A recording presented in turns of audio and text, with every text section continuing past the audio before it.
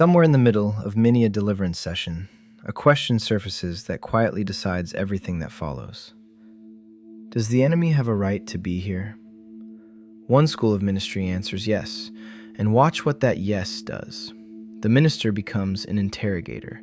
Somewhere in the room, a demon is holding a receipt, a pact, an ancestor's sin, a door left open. And the session becomes a search for that receipt, question by question, until the claim can be found, named, and revoked. Freedom waits on the paperwork. The gospel answers differently. Not a different technique, a different kind of ministry altogether. Here's the interrogating school, in its own words. Days of session I've ever had was over that one issue. This guy did not want to give this piece of information up. Into the third day, he finally started coughing it up, and he says, okay, look it's like any other rite. I'm like, what do you mean? And he just looks at me like I'm stupid. I'm like, humor me. And so he says, you have to, it's like any other rite.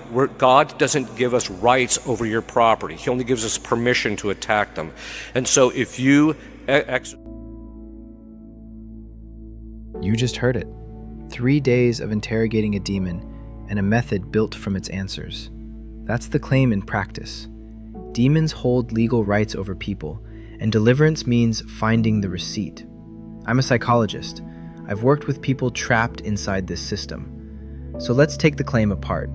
Not with my opinion, but with Thomas Aquinas, the Gospels, and the Church's own rite of exorcism. And notice the sleight of hand inside it. He said it himself. God doesn't give rights, he gives permission. And you might think that distinction protects something. It doesn't.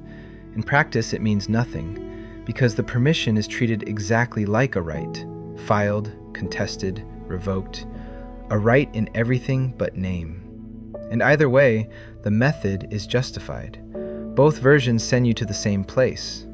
Somewhere in you, a part of you is believed to be compromised, a consent you gave, a sin, a wound, a door left open, even one you never knew about. So they search, and they search, question by question, session by session, until something turns up. And the people who live under that search will tell you what it costs. It's exhausting. That's the move. Permission or right, the difference is negligible. And your unconscious consent treated as the thing that must be found before God will act. And the method reaches for the Church's own right to license it. The rite does let the exorcist put questions to a spirit, but read the very next line of the same rubric. He ought to give no credence to the devil. The rite permits the question and forbids believing the answer. So nothing a demon says can be a foundation. That's not my rule. That's the Church's. And the deeper question, whether a demon can hold a right over you at all, was settled 700 years ago. Aquinas asked it straight out. His answer? The price had to be paid not to the devil, but to God. The devil, he says, held man unjustly in bondage. No right, no lawful title, no claim a court would honor. What the enemy has is possession without ownership. He's holding what isn't his.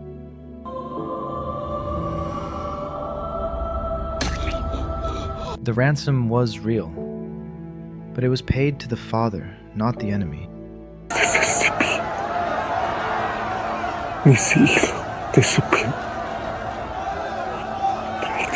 There it is, in one sentence.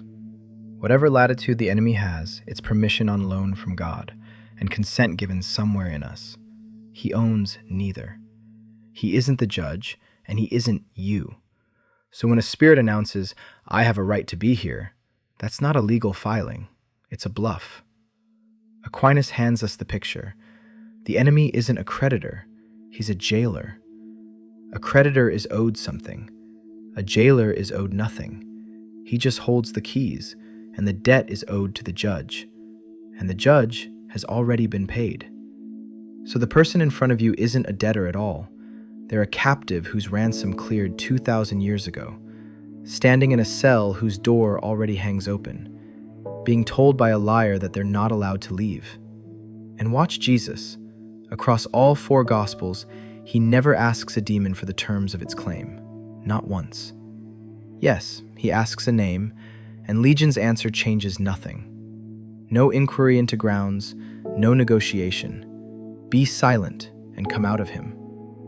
One authority, one breath, both commands. No pause for an interrogation. He refused demonic testimony even when it was true.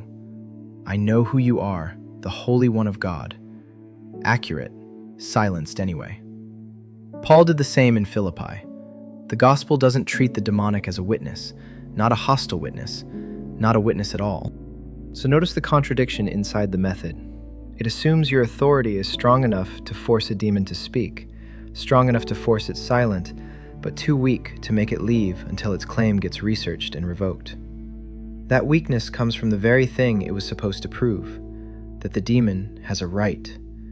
The conclusion is smuggled into the premise, a closed circle with a suffering person trapped inside it.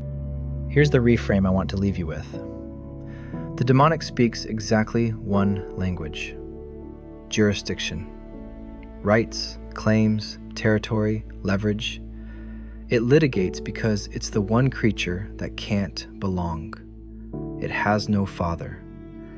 And a claim is all that's left to you when you've lost a father. But the authority of Jesus isn't jurisdiction, it's sonship. And you cannot serve a lien on a son who is home in his father's house. So no, the enemy has no rights over you. He never did. The cell door is already open, and the word that walks you out isn't a claim revoked. It's a name spoken over you and finally believed. Child of God.